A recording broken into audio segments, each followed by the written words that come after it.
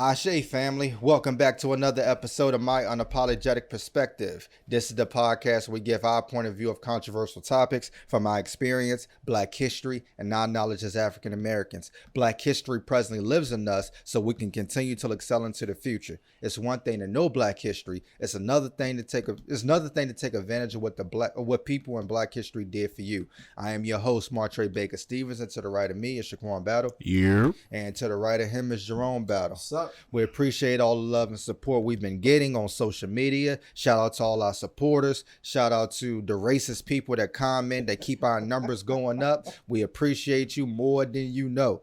But how are y'all? I'm good. Good.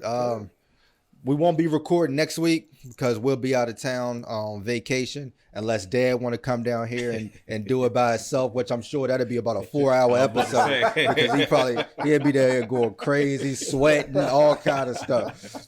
That would be dope though. If you did your own like just by yourself, ain't no telling where that would go. But we got a lot to talk about today. We're gonna try to get in as much information as possible today. So it can last you the next couple of weeks. Where would y'all like to start? Because I got a lot of heat on this laptop, and wherever y'all want to go, we can take it there. Let's go back for a second because I had a lot of people that from our last episode wanted to know a little more about the significance of Juneteenth. A lot of people don't really understand Juneteenth and what really happened. Now, if you go back to early episodes, we talked about Juneteenth probably in the light of it's not something we really asked for. Right. It really wasn't. Yeah. And even though we have it now, we do acknowledge the importance of it. Just the fact that the United States is acknowledging it, in my mind, it's more about how it's consistent and slow reacting to things that impact Black Americans. They reacted slowly. But let's just talk about the timeline real quick so people can get an understanding. A lot of people believe that Juneteenth was the end of the war. Some people believe that the Emancipation Proclamation was the end of the war. Some people believe that at Appomattox was the end of the war. And you had a lot of things that were going on within this same timeline. So let's just go back real quick and talk about it. April 12th, 1861 was the start of the Civil War. All right, and we can debate all day long about what people may think was the cause of the war, but essentially we know it had a lot to do with slavery, if not everything. Mm-hmm. You're going to hear Union folks talk about it was necessary to have all the states united. But the one thing that was not part of that union was whether slavery was going to expand to the West. Yeah. Let's be clear. Newfound territory. Exactly. So we want to be clear about that. I don't think at that particular juncture that it was about freedom for all in the United States. Mm-hmm. It was about slavery not expanding to the West. Yeah. And that wasn't because they disagree with it. That's because they didn't want those states to control elections due to populations in electoral college. Mm-hmm. So let's just be clear on that part. So then January 1, 1863 was the Emancipation Proclamation. Okay. So within 2 years after the war starts, you have that. February 1st, 1865 was the 13th Amendment. Now that was proposed in April of 1864, but it didn't pass the House immediately. But it did in 1865 only because they made it part of the election. They made it part of the campaign for the election for presidency. So then in December of 1865, the 13th Amendment was ratified. Mm-hmm. That means you had enough states to say we approve that. Okay. Then later on in 1865, the Civil War ends. So May 26th is when the Civil War actually ends. June 19th, 1865 is when the Union troops reached Texas to actually enforce the freedom of the enslaved Africans. So for people to think they didn't know is wrong. That's not true. And there's a lot of stories about slaves overhearing whites talking about the fact that slavery was over. And they would go back and tell the other slaves, but then the slave masters will come in and tell them, no, that's not true. Actually, in some cases, would actually kill those that would try to leave. So it wasn't until the troops actually got there to enforce it is why we're acknowledging Juneteenth Day. Not because they came and said, oh, you guys know you're free. No, a lot of them already knew that. Most of the whites, the slave owners, did know. They just weren't gonna enforce it. All right. So I think it's important that everybody understands the real story behind Juneteenth Day. And you can Google this and you can find out the real truth about Juneteenth Day and not just the myths that they probably taught you in school for those that did learn about it in school. So what, cause July 4th coming up and you're going to have the ones that celebrate it. I'm talking the blacks in particular. You know how I feel about it. You can go back to earlier podcasts and I won't do my signature move because I got my granddaughter working the cameras and I don't want to go off like that in front of her. But you guys know how I feel about the 4th of July. Right. That was independence for who? And for those that say it was independence from Britain, our separation from Britain, that's cool. We got no independence. At the end of that war, we were still slaves. Right. We were still enslaved Africans in this country. And to the point that I just made, if you look at the timeline, this is why the timeline is important.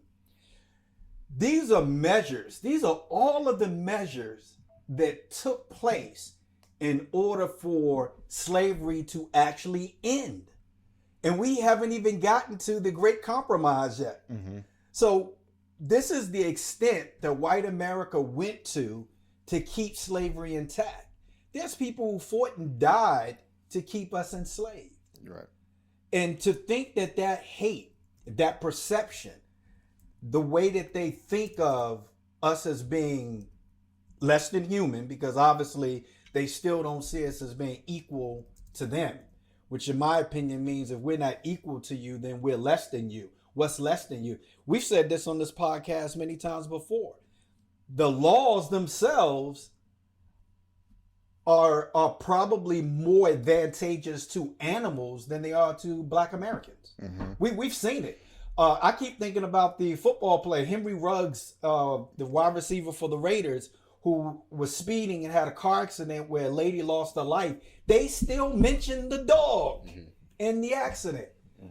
But at the same time, when we talk about shootings that kill blacks, we talk about a 6-year-old was killed in Lynchburg, but we don't say her name. But they said the dog's name in every interview that I ever saw regarding that traffic accident that took the human being's life. But that's how they still view us in America. And the reason this is important is because this is why things that are happening today still happens. And we're going to get into some of that now. And I'll go back to with you with Juneteenth because we had some political propaganda within between, right? So even as we talk about political propaganda, when you talk about Democrats and Republicans, and I want to quote Malcolm X here before I even get into this scenario, because Malcolm X talks about how to not trust either party and how the conservatives are like the wolves, in which the wolves would show their teeth, snarl, growl at you, and then attack you. And then the foxes are the ones that smile at you.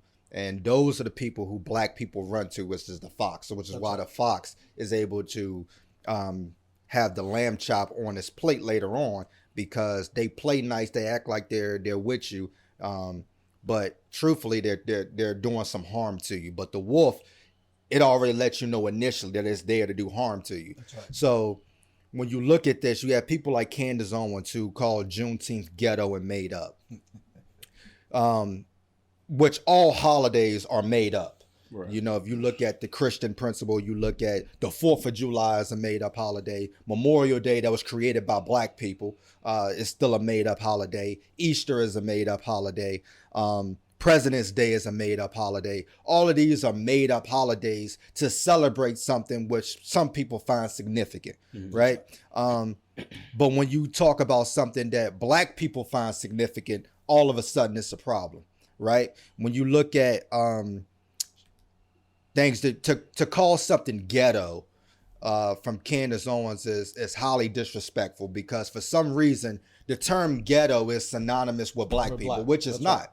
Ghetto is a term that is used to describe a impoverished area in which not only black people live in impoverished areas, there's other people who live in impoverished areas. So to call it ghetto is a stereotype from Candace Owens that's not correct.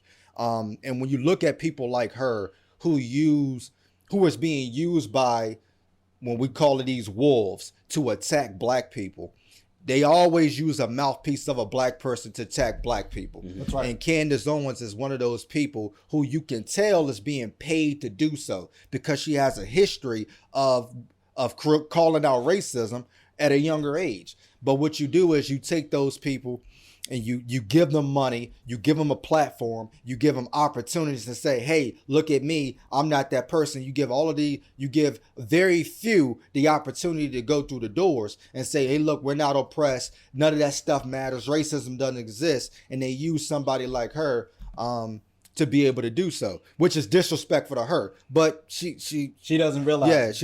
Which is fine. Or she wants to portray the fact. Right. And it's not a made up holiday. So when we talk about it being a federal holiday, this is something that's been nationally known now.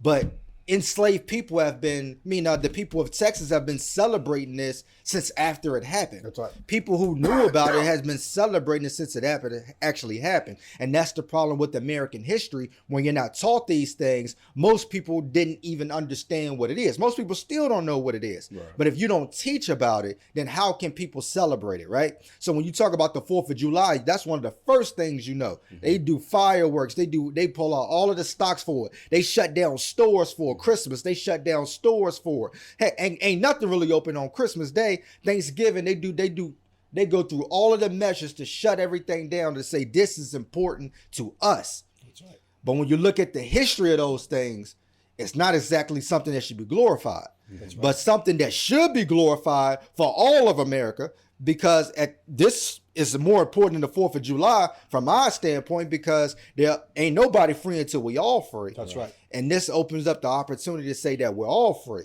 But this just shows you the mentality of America that, hey, this does not matter to us. That's right. It doesn't matter to us. And you had a Republican senator who came out and said that Christianity is the faith, and America is the place where slavery came to die. My man, I don't know if you know your history or not, but Christianity which was used to keep people enslaved. That's right. The whole reason that you wanted enslavement because you thought that Africans were savages and Christianity would be able to change them. So for the first 100 years, if enslaved African people converted to Christianity, then you gave them some type of freedom. And then you realized black people were faking it. And then you said, nah, well, we're going to change that. So even if you are enslaved, even if you are Christian, we still going to enslave you. Even if you have babies that are biracial, we still going to enslave you. That's so right. When you go back and you look at the history, Christianity ain't the one that you want to point to say this is the good cause, because the people who were Christians also enforced Jim Crow. The people who were Christians was burning crosses in people's yards. The people who were Christians was burning down black churches. So I don't think Christianity is something that you want to use in reference to something Absolutely. Good when it comes to black people. You know, and racism isn't Democratic or Republican. You had another Republican that came out that said black people owe white people a thank you for ending slavery. Go back to the Malcolm X quote. You don't put a knife in my back and take it out a few inches and think that I'm supposed to thank you for it. I think that's progress. Right. That's not progress. The knife should have never been in our backs in the first place. No, you're not getting a thank you. But we'll take an apology, which y'all really don't, which y'all still ain't did. America still has not apologized for slavery. So when we look at the propaganda from a lot are from the Republican Party. Now, I don't consider myself a Democrat or Republican, but I do want to go back and I want to address something that a lot of people don't know, a lot of people don't understand, because you have Republicans now coming out talking about the Republican Party should be the party for black people because we the ones that abolished slavery. We're the ones that signed the Emancipation Proclamation because Abraham Lincoln was a Republican. Right. The Democrats are the ones who were the KKK. The Democrats are the ones who wanted slavery. The Democrats aren't the ones that signed the Civil Rights Act first. It was the Republicans after the Emancipation Proclamation at the end of the war of Juneteenth of 1866 when they found us. They do the first Civil Rights Act. That's right. And then you get the 13th, 14th, and 15th Amendment. But there is a shift because at one time, the Democrats were more conservative and the Republicans were more liberal. And then you get to the point where you get into the Great Depression. That's right. And in the Great Depression, FDR, who is a Democrat, decided, because during the Great Depression, nobody suffered more than the black American, because when it was time to lay people off from their jobs, guess who was first? That's right. Black people. So FDR said that we're going to do this New Deal. And that New Deal created government assistance for a lot of black people. So what this means is it's bigger government, more federal control. And that is something that conservatives are against. So you had a flip-flop.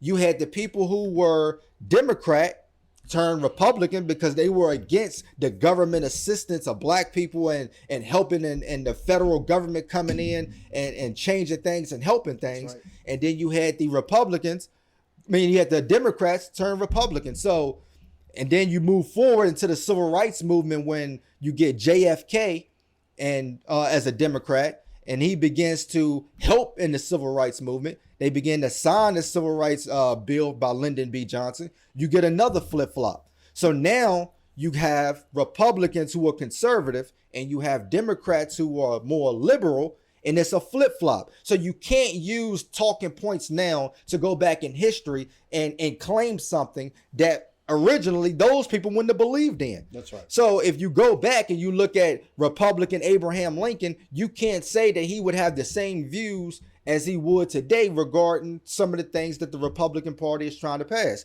You can't look at that because even Frederick Douglass was a Republican.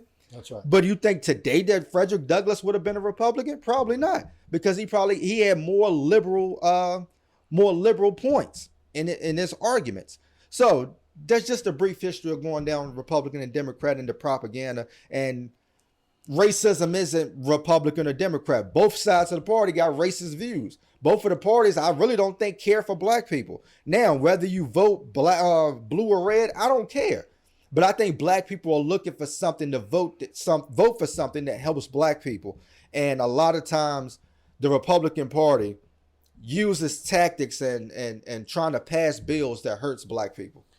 You're absolutely right. I mean, even back in before the Civil War was over, one of the reasons for, as we just said, for the start of the war was they didn't want slavery to expand to the West. And that was Republicans who were trying to prevent that from happening. But their reasoning for it had nothing to do with equality for blacks. It had to do with being able to control the election. That and money. Yeah, of course, which the South was making way too much money. Who usually wins the election? Whoever can make the most money. Whatever campaign can come up with the most money usually wins the election. Yeah. So, money is the driving force for a lot of things in this country. And then who wins and who loses. Right. So the thing with Republicans or people who typically vote Republican, they want to be on the winning side. Yeah. Whoever's winning, that's what side I want to be on. Mm-hmm. And you think about Barack Obama. Do we really believe that he would have won if everybody who typically vote Democrat voted Democrat? Mm-hmm. Would he have won? No. Of course not. No. They had to be some people who typically vote Republican who decided, I'm going to vote Democratic this time, right? So they want to be on whatever side is winning, and they don't necessarily care about whether it's helping black people or not, right? But back to what Candace Owens usually talks about is based on not just her treatment, but her financial category, mm-hmm. right? So people talked about people like Ice Cube, who came out and talked about why he thinks that some black Americans vote Republican. Well, if it's about money, put it in this perspective. If you make more than $250,000 a year, more than likely you're going to vote Republican. Why? Because you want to pay less taxes, right? If you own a small business or you invest money, you're probably going to vote Republican. Why? Because Democrats usually raise the taxes on people who make more than $250,000 a year and small business owners, which means they're more reluctant to do two things: hire and invest in the business. Who does that typically affect? Black Americans. So this is why, like I said before, a lot of people, and I've said this on many podcasts, when Barack Obama became president, a lot of black people voted for him only because he was Democrat and he was black. Those same people that voted for him ended up losing their jobs sometime along his tenure as president. Why? Because small businesses, which employ 88% of Americans, and 68% of those are African Americans, lost their jobs because the small business owner did not hire or invest in that business. In fact, they did the opposite. They laid off people. And those people that voted for Barack Obama, unknowing to them, created their own demise by voting for him. Now, I'm not saying that they did a bad thing. I'm not saying Barack did a bad thing. I'm just giving you the facts of why people typically vote Republican versus Democrat. A lot of it starts with how much money you make. Yeah, so for the people who probably have shifted over, because there are a lot of black people that have shifted over, regardless, they might not have liked Donald Trump. They was like, I'm still going to vote Republican because number one is they felt like the Democrats, again, playing the fox, have lied to black people for so long about doing things that they haven't done. Right. Even going back to this Juneteenth, right? So they give us Juneteenth, celebrate as a national holiday. Okay, cool. They say, we'll give you some statues. That's okay, right. Okay, cool. But then they sign bills for Asian hate. That's right. They sign bills to give Jews money. They sign bills to give all Asian these history in schools. Yeah, they sign bills to do all of these things, but they never sign bills that specifically benefit black people. Most of the time it's the opposite. Yeah, but unless it's something for significance, something that you can look at and marvel at, like a Juneteenth or some statues or whatever the case may be. So that's one of the reasons why a lot of black people have converted over from from Democrat to Republican. Second reason is, regardless of how you feel about it, is the LGBTQ, because a lot of black families are not in support of gay marriage and those type of things. So a lot of black families hold those traditional values from the church and say, no, this is wrong. And that's why they're converting over to the Republican Party. That's right. The third reason is the same thing that you just talked about, which is small businesses. A lot of black people talk about the way to change things for black people is through entrepreneurship and focusing on that capitalism by gaining wealth. So small business owners who suffer by voting Democrat, they vote Republican now. So those are some of the key points on why a lot of people have changed over. They know they don't rock with Donald Trump. They know they don't rock with some of those people, but they say, look, it's not about the person that's the president. It's about the policies and procedures that they're going to pass. And I'm not arguing with you. Me again, I'm with you. I'm not Republican. I'm not Democrat. I vote for what's best for my family. I vote for what's best for my race. That's right. Regardless. So that's just a few talking points of why a lot of people are starting to switch over. You mentioned statues. Let's go back for a quick second. A conversation you and I had, and I told you my brother Alvin had told me something that I wasn't aware of regarding statues. The Statue of Liberty. Yeah. And when we talk about independence, we talk about true freedom, and we're not talking about Independence Day. But the Statue of Liberty was given to us as a gift from France. And the original model of the Statue of Liberty was a black woman. And I didn't know that. And my brother was giving me insight on it. I started doing some research. And I remember going to see the Statue of Liberty in person. And one of the things I vividly remember, and then when I was doing the research, I saw it and it answered a question that I had that I didn't have anybody to ask the question to as a kid, is you can still see a link of the chain on the ankle of the Statue of Liberty, because originally it was the bond being broke from slavery for Black American, and it was a woman who was the statue. And when it got to America, America saw, oh no. This not happening. We sending it back. We appreciate the gift, but can you make the face look white? Literally. I mean, this, you're not going to read this in your history books in school, but this is what happened. And we sent it back, and they made the face as the face that you have today, which is more reminiscent of a white American than a Black American. But it still has that part of the shackle on the foot. If you go to a museum in New York, you can see the actual statue, which is a replica of the actual statue that was presented by France to America. Yep. So again, this is a country that refuses to accept us as an equal, to the point that you don't even want a statue for true freedom and liberty to be that of a Black American. It shows the length that the white people of this country will go through to keep us subordinate to white America. Yep, for sure. It's something that I wanted to. Did you want to talk about something first? It can wait. You can go ahead. So we've talked about the Reconstruction period on this podcast, and we've talked about redlining and how that caused Black people so much wealth when it comes to ownership of land and property.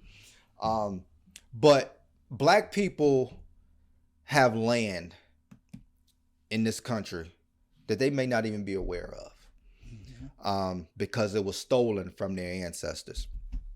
And what I mean is, the Reconstruction period, when you go back and look at it, it was developed in a way so Black people, number one, can begin to learn to read and write.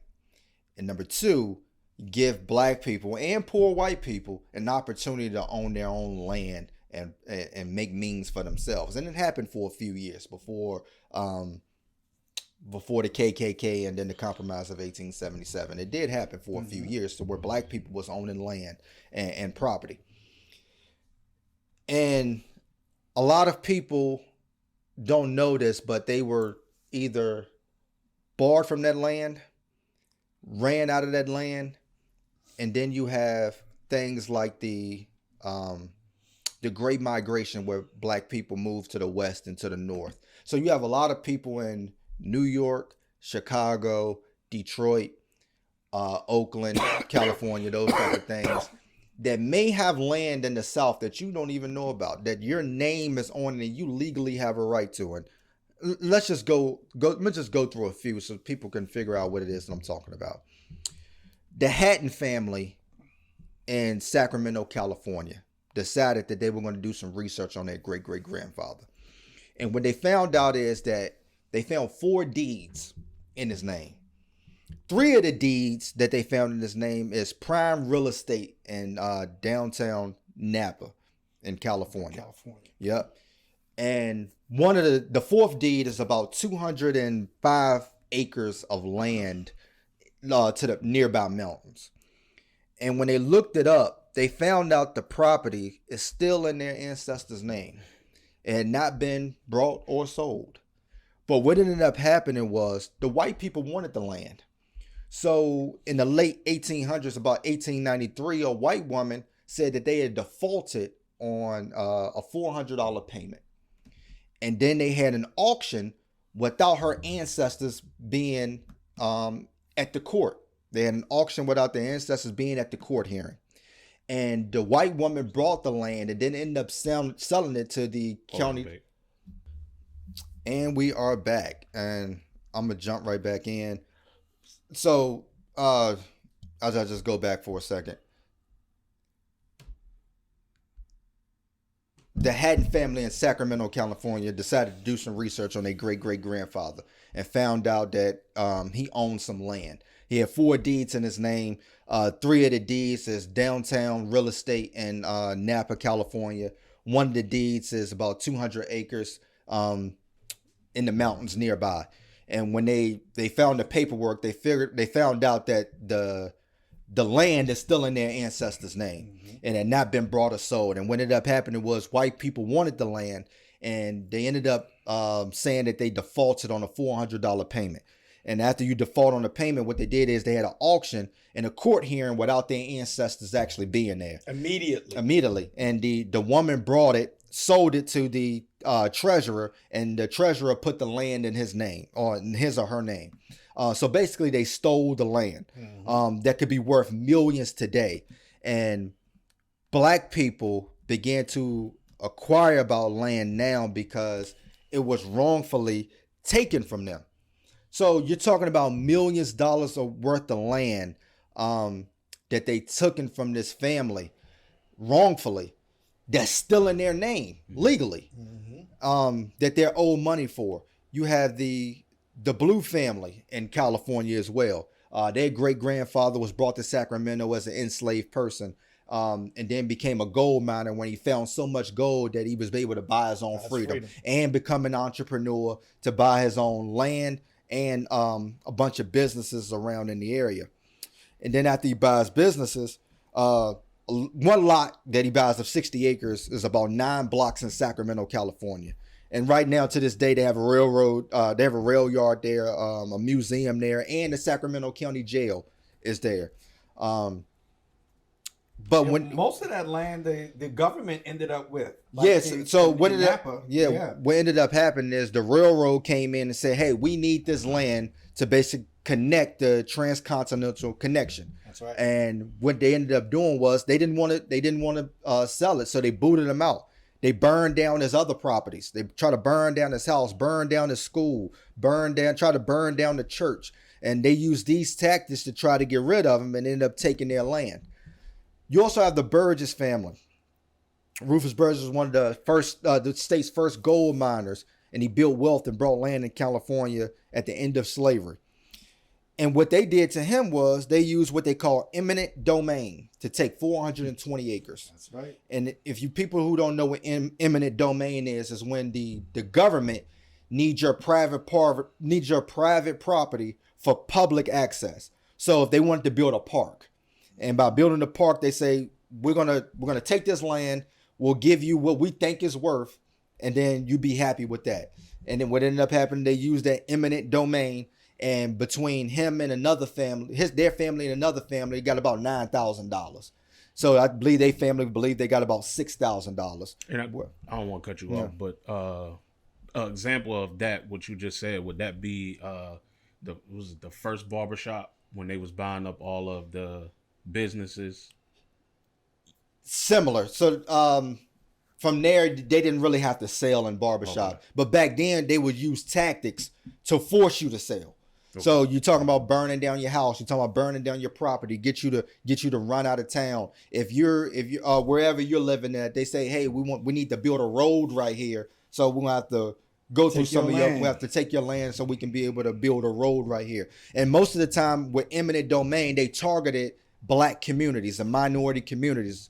Same thing you get with the urban renewal. We got to bulldoze through a neighborhood. We bulldoze through minority neighborhoods. Yeah. If we need areas to build for our malls or our downtown shopping centers, or the biggest one, a landfill. Yeah, a landfill. Then we're using the black communities' things because we're not using the suburbs for that. That's right. And when they began to look at these and realize that a lot of that stuff is still in their ancestors' names. You even got the Jones family in Alabama and Huntsville who passed by Alabama University every day. And they realized that their father owned some land where Alabama University's parking lot is, one of their parking lots. And come to find out is they needed the land for a water source, access to a water source. And their father didn't want to sell the land there. So again, they forced them out and built Alabama University's parking lot there. And that family is trying to get reparations. Because we talk about reparations, it's not just money for enslaved people. That's right. It's the land and the property that's in our ancestors' name that you wrongfully took or that you lowballed them and took. That's worth millions and millions of dollars today. Things that can create what's called generational wealth. So when you look at, there's so many more African American families who are finding out about this information. And since 2021, there's an organization who has had 700 people, families, come forward and say, we have deeds that shows that property and real estate and land is still in our family's name. That's right. And we want to be compensated for it. I think I mentioned this on the last podcast. I know I mentioned about the Napa, but also I think every American, black or white, can agree that the Indians were treated horribly. I think every person you talk to in America would probably agree with that, right? They were treated probably worse than any human being in America. However, as a black American, I disagree. I think in a lot of situations, Indians were treated better than African Americans. Let's look at land, for example. I think I mentioned the city of Manhattan was sold to America by Indian tribe, because the Indian tribe didn't even think you can own the land. It was like, well, if you think we own it, give us $16. Because that's what it equated to, was about $16, right? And it was like, these idiots want to buy the land. The land belongs to whoever, right? But they were willing to have these negotiations and trades with Indians. I mean, we go all the way back to, Jamestown, where they bargained with Indians. They never bargained with us. Yeah. They never bought land from us. They never gave us that same type of respect that they gave the Indians. We were always treated the worst of any human beings in America. Always. And a lot hasn't changed. Absolutely. I thought you had something for me. Oh, you want me to get in there now? I mean, I don't know what it is. So you gonna ask me? I'm ready. I'm ready. Great album just came out. Killer Mike. Okay. Give me Killer Mike's album just came out called Michael, right? Yeah. All right. Give me a review. Now, typically, Killer Mike is not for me. It's for me. It's similar like Outkast, where I can acknowledge that they are great at what they do, but it's just not for my listening ear. But even his interviews speak well. They're just not for me. A lot of times it's too deep for my brain. So I've been he was on the Joe Budden podcast, so I was forced to listen to it. And the stuff that he was, because I seen it come out that Friday, I was like, I'm not gonna listen to it. So listen to the podcast that he did, and I was blown away by how intelligent he is where it comes to black people, intelligent when it comes to white people, Republican, Democratic, Christian, all of those things, Baptist. And I was like, let me go listen to the album. So I think it's 18, I want to say it's 18 records. It's like 45 minutes. Okay. So I started it over like 3 times. This is a lot of rapping. And so I finally got all the way through it that was Tuesday. I listened to it again Tuesday. So I listened to it twice on Tuesday and again on Wednesday. This might be one of the better albums I've heard in a long time, as far as rapping. Because you get everything. You get Democrats, you get the Republican, you get black, you get white, you get Christian, you get so many different views coming from this one person. And he's on these records with your favorite rappers, and he's smoking them. Smoking their boots. Smoking them. It was just a phenomenal album. And I told Bake, I know this is going to sound crazy coming from me, but I don't, because I typically don't listen to Killer Mike. That might be one of the best albums I've heard.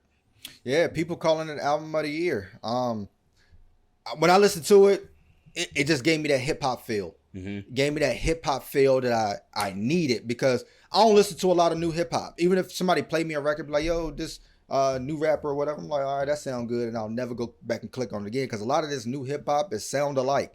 That's right. But when I put this on, the flow, the content, the music, the production, it was like, yep, just let it play. Just let it play. The last album that gave me that feel was Nas. Like when you just let it play and just listen to the beautiful rapping, the flow. You just listen to the beautiful production. I'm gonna read a few lyrics here. I wanted Gucci and Fendi, my nigga. Gucci, Giovanni, my nigga. And none of them crackers ain't love us, my nigga. All of them crackers said fuck us, my nigga. Another one, moving like Malcolm and Martin and King. Lift every voice. This the song that I sing. Born in the womb of a beautiful teen. I am beautiful, wonderful thing. I am a king. My woman's a queen. Master Farr said we are the God. I study hard like John Henry Clark. Even in my days of whipping the heart, I'll tell the devil that black man is God. You can lie and cheat and still kill in America. Be celebrated like Captain America. Singing and dancing essentially just a nigga business, but nigga business can turn niggas on to bigger business. They used to own us, but now we own us. That's independence. My phone is figures. I talk to Randall about bigger figures. Like, this is rapping. Here's the other thing. This is content. Here's the other thing for future rappers or rappers. If you happen to see this, you can rap like that when you're paying for everything that's going on with this album.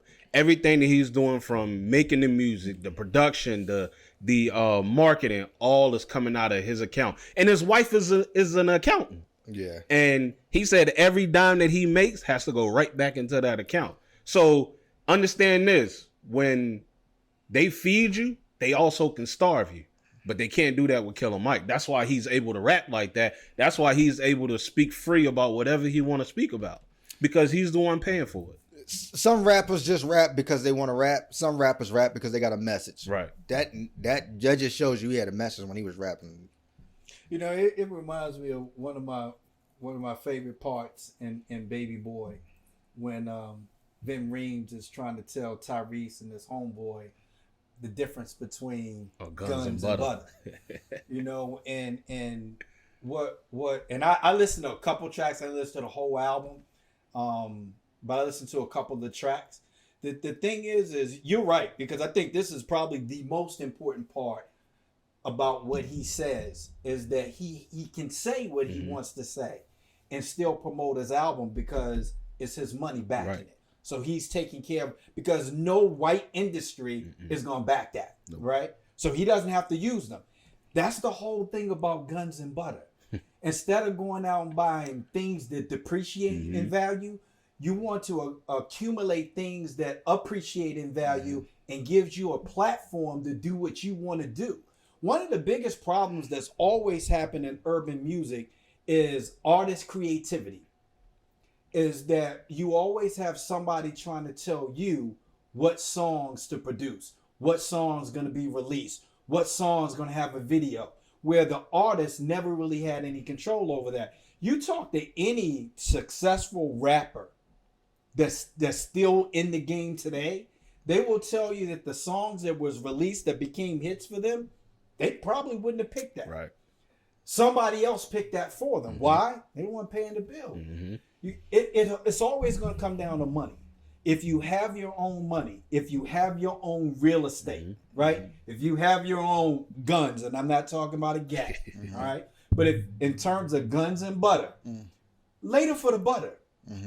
Get the stuff that matters so that you can do more, and then in the end, do what you want to do. But like we were talking about before, try to create some generational wealth, even if it's just knowledge and information. You know, you might not have a dime, but if you can give your kids some information, some knowledge, some direction, it's just as good as real estate. Yep. Anything else you want to cover? What else? What you got? One quick thing. I do want to mention the fact that some people in Texas hit me up and said that when they were in school, they learned about Juneteenth Day. But the difference was Granger, the colonel that rode into Texas with the Union soldiers, he was considered a hero in Texas. They viewed him as the savior.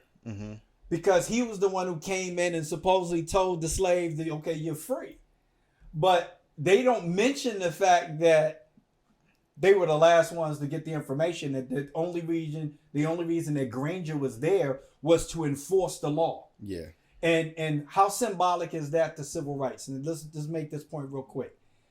In civil rights movement in the 60s, wasn't about us fighting for something we didn't already have.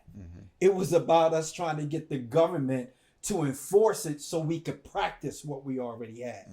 Same situation.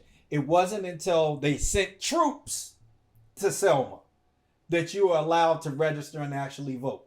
Until troops enforced the civil rights, because the Civil Rights Amendment was only giving you the rights that you already had under the Constitution law. That's it. So they had to amend it to force the government to allow you to practice it. So very symbolic to what happened with Juneteenth. Absolutely. Getting into something real quick. Let's see. Where we at? Oh yeah.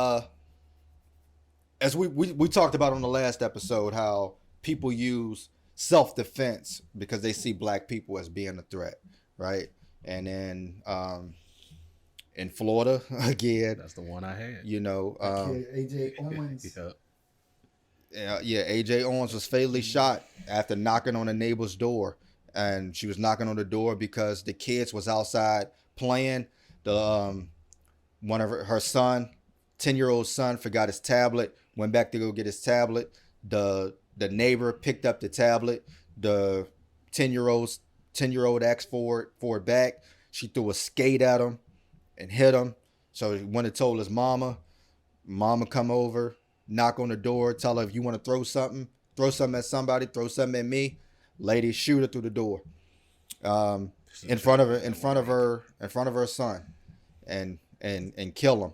And she's claiming she felt for her safety. And the history of it is she was always outside calling the kids racial slurs, all of this other stuff. So when you begin to look at the stand your ground and looking at the way people who kill black people say, I felt threatened for my life, even though you're behind a locked door after you throw something at a 10-year-old kid and expect somebody's parent not to come over there and say something to you about it, just shows you the hypocrisy of the things that we live about in this country.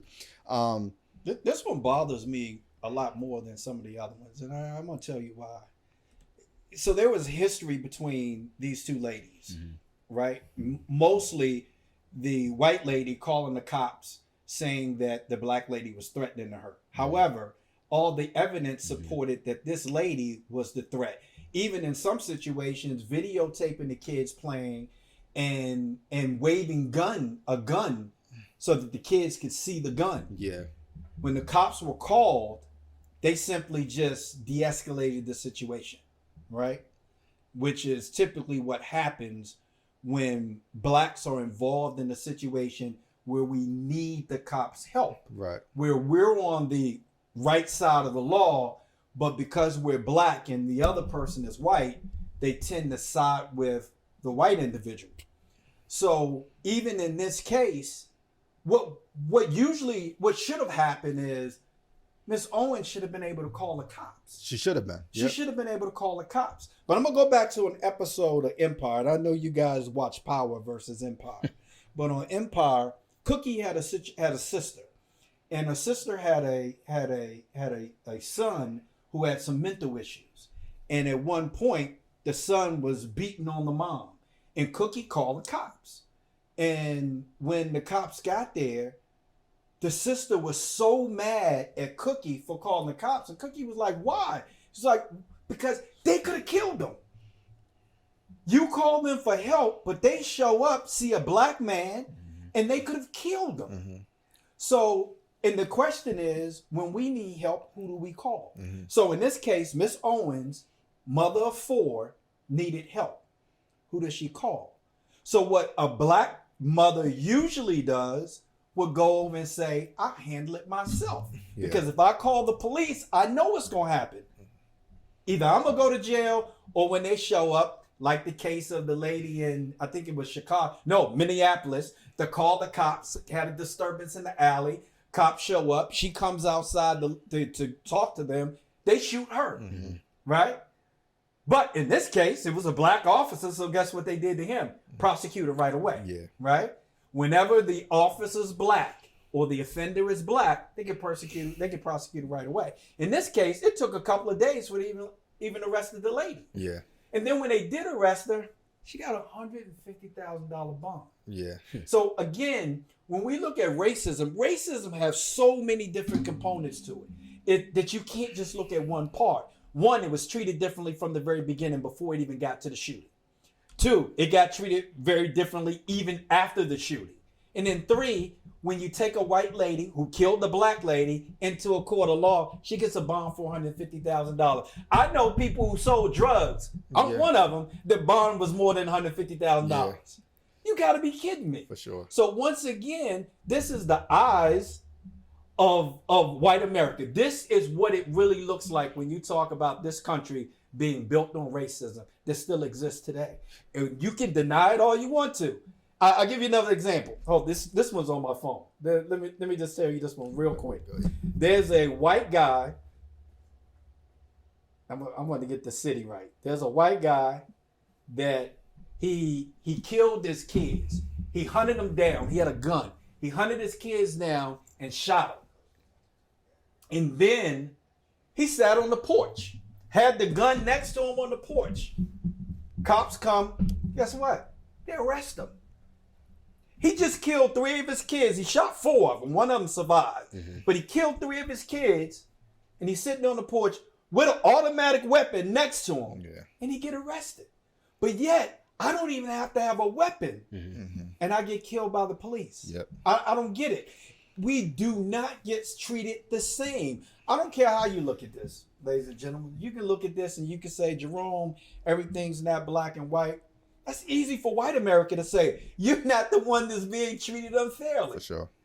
But we see it in so many aspects of racism on a regular basis that it doesn't even surprise me anymore. But it still pisses me off that it still happens. It still pisses me off that at the end of the day, we are still not doing enough to fix it. Yeah. And what I mean by that is we need more black police officers. You're right. We need more black lawyers. We need more black prosecutors. We need more black judges. We need more black everything other than just your everyday person that you see. And there's nothing wrong with being a regular person. There's nothing wrong with working at Walmart. There's nothing wrong with that. We just need more people doing other things too. Yeah. You can work at Walmart, but you can also do other things in your community. And here's my last thing. We want to blame white America for everything. So we can blame them for not creating economical and financial development in the black community. We can blame them for that.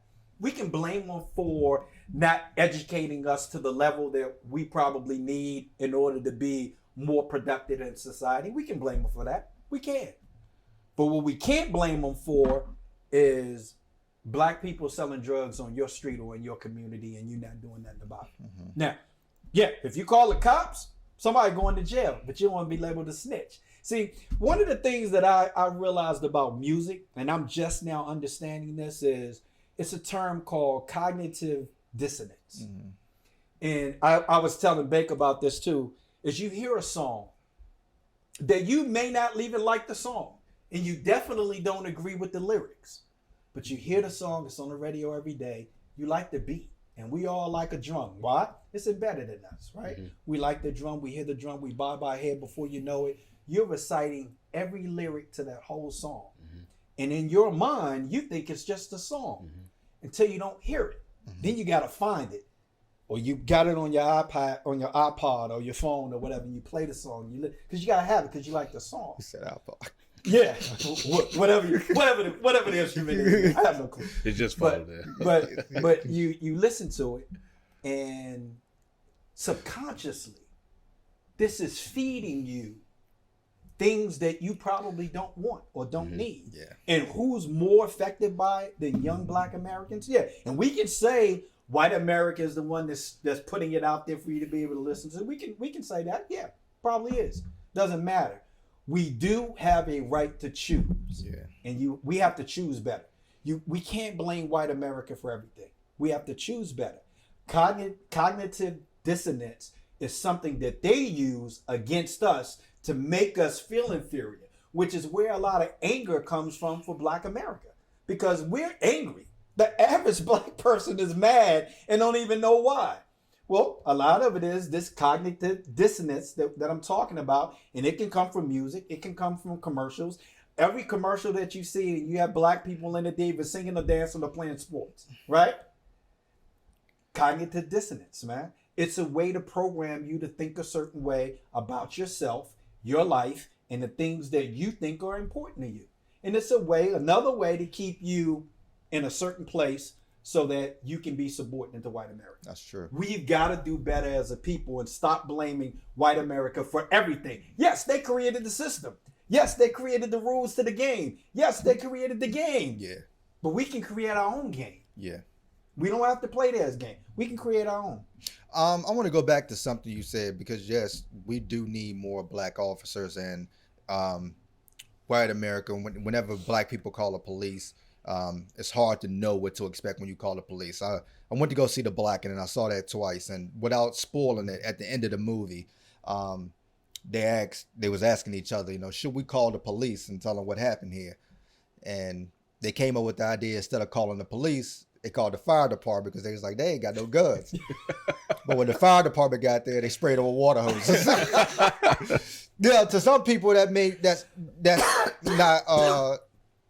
not funny. But symbolically, when you look at the civil rights movement, they was out there spraying people with water hoses. So even with that system, black people are still looked at as a threat. Going back to what you said about black officers, because I wear a uniform, and as a black man wearing a uniform and a badge, I know when some black people see me, I know what they see. They don't see a black person, they see the badge. And rightfully so. I don't necessarily disagree with how they should feel about it, because we know the history on why they feel the way that they feel about the badge and the uniform. Regardless of me being black, they just see the uniform, and they see one of theirs in the uniform, and they correlate that with oppression. They correlate that with brutality. They correlate that with all of the negative stereotypes that we see in history. And rightfully so. They have every right to do that. They have every single right. I'm not mad at when somebody call us a coon or Uncle Tom. You have every right to feel that way about the uniform, because we understand what the uniform did. Right. We understand what the badge did. I have no pushback against that. But there are black officers that wear it, that are trying to make changes within the system, and we are trying to be that spook that's set by the door. Now, does it always work out that way? Do black officers always do those type of things? No. But I was watching SWAT, which is a great show, as Shamar Moore plays the head leader of LAPD SWAT, as a black man, and throughout the whole show, he's torn between being a good officer and being a black man from a black community. He's torn between the two, and it's frustrating, because most of the time he's telling people that he's talking to that I don't even know what the correct answer is. I don't even know if what I'm doing is making a difference. I don't know. I don't even know if I want to do it anymore. And as a black man that wears a uniform, I feel that. Because there are some days when you put on that uniform and you say, I don't know if I should be doing this. It makes you question it. I don't know if this is the right thing to do. Do I feel like I'm making a difference? Maybe. But is it good enough to continue to wear this uniform? I don't know. After that George Floyd situation, it was hard putting on that uniform again. It was hard. And I know I speak for a lot of black officers. It was hard. And me and another guy who's part of another police department, we was having a conversation. He said, and I didn't discuss this with him, but I felt the same way. And he told me, he said, they called us and they said, if Lynchburg was to protest, that they wanted us to go out there and, protect businesses or do whatever, just in case it won't turn into a loot. And he said, Stevens, he was like, I don't think I would have went, because I kind of wanted to be out there with the community because I understood it. And I said, you know what, bro? I felt the same way. I said, because they called the jail and they wanted us to go do it. And I said, I thought about possibly saying no if we had to do it, because I didn't want to be out there. Not in the uniform. On the other side. I wanted to be on the other side because I understood it. And I was torn, because it's very, very hard to get the black community to see the police side and the police side to see the black community side, even when you're in the middle of the translation, because you see wrong in so many instances and people just don't get it. I remember one day one of the officers said to the new recruits, he said, "Welcome to the fraternity." And I looked at him. I didn't say anything. And my other coworker, he was like, "I seen your look." And I said, "Yeah." I said, "I'm not part of no fucking fraternity." I said, when you talk about a fraternity, that's people who back each other right or wrong. That's right. I'm not backing people that are wrong. When I take off that uniform, I'm no longer Officer Stevens. When I take off that uniform, I'm a black man again. A black man in America. If I get pulled over and they don't know I'm a police, and they don't know I'm a correctional officer that wear a badge, I'm a black man in America. That's all you are. I gotta take it off. Your skin, when you take you might be a white man and you might be able to wear your blue line shirt and people feel proud. I don't want people to like me because I'm an officer. I don't want people to treat me differently because I'm an officer. I want you to treat me because I'm a human being. That's right. And if I go into a store and I got a uniform on, people they say hello to me. "Good morning. How are you? You keeping everything safe? Thank you for your service." But if I walk in there without my uniform on, you roll your eyes at me. Mm-hmm. And it's a difference, right? And they had a conversation because one of the white officers on SWAT, who's a good guy, but he is police minded. And Hondo was trying to get him to understand something. And Deacon said, police are not the problem. And Hondo said, "Well, who is the problem?" And Deacon said, criminals who break the law. And Hondo said, "What about when police break the law?" And Deacon said, "They should be prosecuted, but that don't make us all criminals." And Hondo said, "Same is true on both sides of the line." That's right. And what we get is a lot of people, going back to what we talk about, seeing black people as a threat. A lot of people take criminality and associate with that of all the black people. That's right. It don't matter who you are. You can be in the suburbs and black and you're treated like you're black. You can be in poverty and black and treated like you black. You can be in the corporate America and treated like you're black. You can work at Walmart and treated like you're black. No matter where you are in this world, what wealth you have, what status you have, what you vote, I don't care. You are treated like a black person. That's right. Which most of the time is wrong. But if a white cop shoots an unarmed person and we say, "Fuck the police," you say, "It's not all of us." That's right. You're right, it ain't. But why is it the same when you look at black people? Why is it we're grouped in as an all category, but you don't want us to group you in an all category? That's right. That's a problem. So when we begin to look at this, man, it's tough sometimes being a black officer. And I can understand why some people don't want to sign up for it, because it's emotionally disturbing when you see some things, hear some things, and sometimes you gotta take it and go with it, because it's hard playing both sides of the line, trying to stay in the middle. It's difficult. That's great testimony, man. But in essence, you proved the whole theory correct. We need more people like you that are willing to accept that job, because it's a tough one. Not only do you have to be part of the blue, but you will always, in every situation, be part of the black. Yeah. And you can't change that part. Mm-hmm. But I'd much rather have a black officer pull me over than a white officer.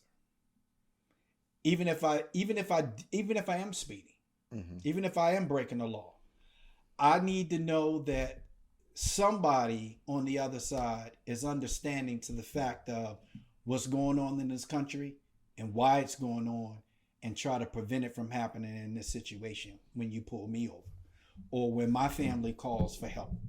And you have to, at some point, you have to believe that. You have to believe that the system is going to work for us at some point, but it's not going to happen if the people that are part of the system, that are the authorities in the system, are always going to be all white. It's never going to change. You cannot expect it's sort of like the story where a stingray is trying to get across the lake and all of that, and say, hey, can you take me? Says, yeah, I'll take you, but you're gonna sting me when we get on the other side. And he goes, no, I'm not. And he get to the other side and he stings him. So, well, you told me you weren't. So it's my nature. And I'm not saying that it's white America's nature to hate black. I'm saying it's white America's nature to see a difference in color.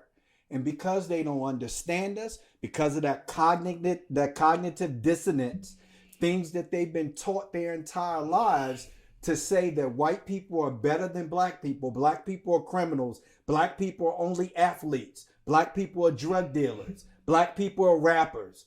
Because of those things, they are in turn afraid of us because they don't understand us. It's just like a wild animal. The reason that people are afraid of wild animals is because they're wild. I don't know how you're going to act. That's how they feel about us.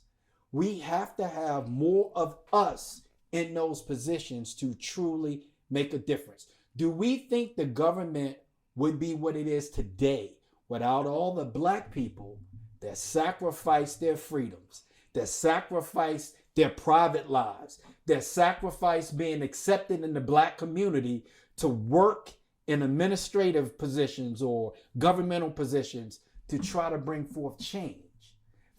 If they wouldn't have done that, do you think we'd be doing this podcast today? You have to have people. The one thing we are strong. The one thing that we are not are people that are afraid. We're afraid of the cops, but we're not afraid enough to tell them go fuck themselves when we know that we're in the right. Yeah. So we're not that afraid of them. Yeah. We're going to always be strong enough to overcome. What we have to do, though, is we have to get in position to do it. And right now, we don't have enough of us in positions. You think about, I think we did this on the podcast not long ago. 2 black governors in the United States right now, right? Obviously, we're not doing enough. We're not doing, and I know a lot of people are going to debate politics is not the way to change. We can debate that. In fact, we can have a whole podcast on why we think it is versus why we think it's not. But right now, that's all we really got. You're not going to make a lot of change unless you change the government and the way that it looks. You're not going to see it. We're asking white America to do something that they haven't done in all these years. Why are they going to do it now if there's not somebody looking over their shoulder? If I don't have a black officer in a unit that's overseeing what the white officers are doing, how are we going to know what's really going on? Yeah. If it wasn't, and this is the irony of this, if it wasn't for cell phone footage, we wouldn't even know about most of these situations that are happening, let alone being able to prosecute officers if it wasn't for cell phone footage. And even with the cell phone footage, we're still not getting the rate of our officers being charged, prosecuted, and found guilty that we should be getting. But at least we're getting something. We wouldn't be able to get it without cell phone footage. So that we think that is the determining factor of pressure to say something has to be done. So we got to keep that pressure on them. So you can't have cell phones. You got to have black officers, black judges, black prosecutors. We have to have these things in order for us to really make a difference. Absolutely. We'll see y'all in a couple of weeks. We love y'all. Well, I'll just say this. Get your significant other together. Get your money together. Take it out the bank. Go to the movies and see The Blackening. I've seen it twice. Go spend your money with your people. We had this argument on what's the last black comedy classic that we've seen that came out, and we couldn't think of nothing. Early 2000, 2009, 2008. Welcome Home, Roscoe Jenkins, Soul Man, that type of stuff. When we seen a black comedy classic, it's been that long since we've seen good comedy from black movies. Martin said they just don't make it like that. I think The Blackening is one of those. Make sure y'all go check it out. Support.